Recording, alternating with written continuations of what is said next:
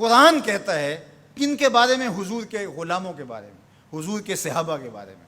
والذین معہ، اور جو ان کے ساتھی ہیں، ان کے ساتھ ہیں، اشداء علی الکفار، وہ کافروں پہ سخت ہیں، رحماء بینہم، اور آپس میں نرم۔ قرآن تو یہ کہتا ہے کہ ان کی سختی کفار کے لیے تھی، اور کفار کے کلیجے چیر کے رکھ دیے اور آگے بڑھ گئے، اور تاخت و تاراج کر کے رکھ دیا دنیا کی سپر طاقتوں کو، اسلام کے جھنڈے دنیا کے کونے کونے پہ گاڑ دیے۔ یہ ان کے سینے میں وہ امڑتے ہوئے طوفان تھے جس کے آگے کوئی ٹھہر نہیں سکتا تھا۔ بدر کی کہانیاں دیکھیں، صرف 2 گھوڑے، 6 زرہیں، 8 تلواریں، اور جن کے پاس تلوار نہیں تھی کھجور کے ڈنڈے توڑ لیے۔ یہ اللہ کے مجاہد تھے، چلے تھے جنگ کرنے کو۔ کیا جذبوں کی فراوانی تھی، کیا دل آویز کہانیاں ہیں ان کی عزتوں کی، کیسے کھڑے ہوئے اور کس شان سے کھڑے ہوئے۔ تو قرآن تو یہ بتاتا ہے، سید کی کتب تو یہ بتاتی ہیں، رسول اللہ کے فرمان تو یہ بتاتے ہیں کہ کفار کو انہوں نے چیر کے رکھ دیا اور آگے بڑھے، اور کفار کے لیے سخت تھے لیکن آپس میں نرم تھے۔ اب عبداللہ ابن سبا کے متبعین کی گھڑی ہوئی لولی لنگڑی روایات یہ بتاتی ہیں کہ یہ آپس میں لڑ رہے تھے۔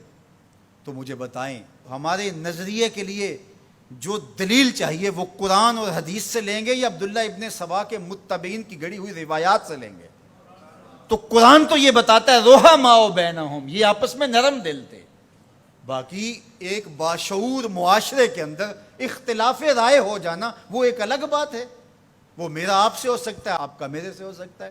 آپ جتنی دور سے چل کے آئے ہیں، محبتوں کے ساتھ آئے ہیں، ایک محبت لے کر آئے ہیں، لیکن میری کسی بات سے آپ کو اختلاف ہو جائے تو اس کا یہ مطلب تو نہیں کہ میں آپ کو اپنے مخالفین کی فہرست میں شامل کر دوں۔ تو یہ تو کوئی بات نہیں ہے۔ اہل رائے کے درمیان رائے کا اختلاف، باشعور لوگوں کے درمیان کسی چیز کا اختلاف، یہ امر آخر ہے۔ اختلاف آخر اور چیز ہے، مخالفت اور چیز ہے، رائے کا اختلاف اور چیز ہے، حسد بغض کینہ اور چیز ہے۔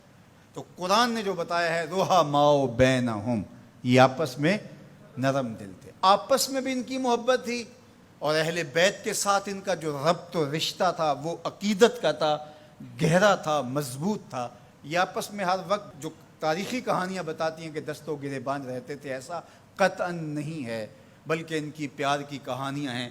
مسجد سے باہر نکلتے ہیں جناب ابو بکر رضی اللہ تعالیٰ عنہ اور مولا کائنات سیدنا علی المرتضیٰ رضی اللہ تعالیٰ عنہ، آگے امام حسن کھیل رہے ہیں، بچے تھے، تو حضرت ابو بکر اٹھا کے کندھوں پہ بٹھا لیتے ہیں، اللہ اکبر، کندھوں پہ بٹھا لیتے ہیں، اور حضرت علی سے مخاطب وہ کہتے ہیں یہ تیرے جیسا تو نہیں، یہ تو حضور جیسا ہے، اس کی شکل تو حضور سے ملتی ہے۔ تو مولا علی آگے سے مسکرا رہے ہو، کہتے ہیں یہ شبیہ رسول ہے، علی یہ تیری شبیہ نہیں، یہ رسول اللہ کی شبیہ ہے۔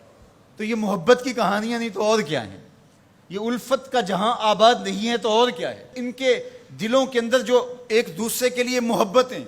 ریاض النظرہ فی مناقب اشرا مبشرہ میں یہ واقعہ لکھا ہے، حضرت سیدنا علی المرتضیٰ رضی اللہ تعالیٰ عنہ فرماتے ہیں حضرت عمر کا دور خلافت تھا، میں رات کو سویا تو خواب دیکھتا ہوں۔ خواب میں کیا دیکھا کہ مصلی پہ کھڑے ہیں مسجد نبوی میں حضور اور نماز پڑھا رہے ہیں۔ تو کہتے ہیں حضور نے 2 مخصوص صورتیں پڑھی، پھر حضور نے سلام پھیرا، تو سلام جب حضور پھیرتے تھے تو بہت جلد رخ پلٹ کے صحابہ کی طرف کر لیتے تھے۔ حضور جانتے تھے صحابہ میری زیارت کے لیے ترس گئے ہوں گے، چونکہ اتنے لمحے بھی کب گزرتے تھے۔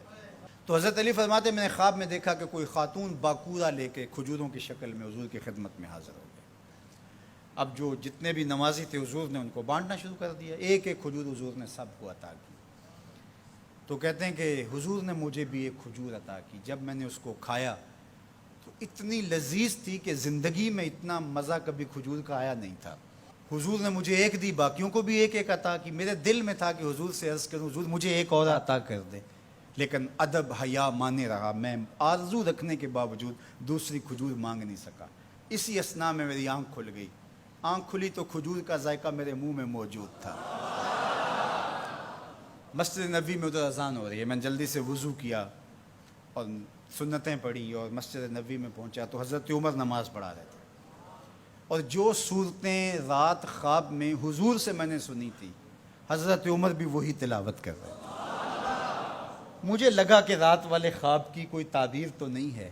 خیر جب سلام پھرا تو حضور کے طریقے کے مطابق وہ بھی رخ پھیر کے صحابہ کی طرف بیٹھ گئے. میں نے دیکھا ایک طرف سے ایک خاتون کھجوریں لے کر کے بھی آ گئی. اب مجھے پکا ہو گیا کہ خواب کی تعبیر ہی میں لے. خیر حضرت عمر بانٹنے لگے تو مجھے بھی کھجور دی. میں نے وہ کھائی تو واقعی وہ بہت لذیذ تھی. حضور سے تو مانگ نہیں سکا تھا, ادب حیا مانے رہا تھا, لیکن جناب عمر سے تو دوستانہ تھا. ان سے میں نے بے تکلف کہہ دیا, عمر ایک کھجور سے کام نہیں چلے گا, مجھے ایک اور دو. تو جناب عمر نے میری جانب مانا خیز نظروں سے دیکھا اور پھر مسکرا کے بولے, حضور نے دی تھی کہ میں بھی دوں.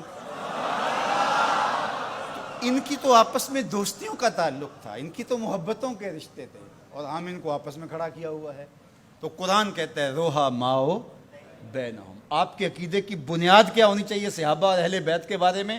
قرآن کس نص سے؟ روحا ماؤ بینہم.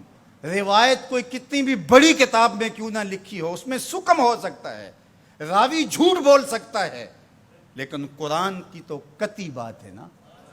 اس لیے قرآن کہتا ہے روحا ماؤ بینہم. یہ تو آپس میں پیار کرنے والے تھے, یہ تو آپس میں محبت کرنے والے تھے, ان کا تو الفتوں کا رشتہ تھا, ایک دوسرے کے وزیر اور مشیر رہے ہیں, ایک دوسرے کے کاموں میں ان کی معاونت کرتے رہے ہیں. یہ تو محبت کے ربط اور رشتے رکھتے تھے, اور ایک دوسرے سے پیار کا رشتہ بڑا گوڑا تھا. اللہ ہمیں صحابہ اور اہل بیت کی چوکھٹ کا غلام رکھے.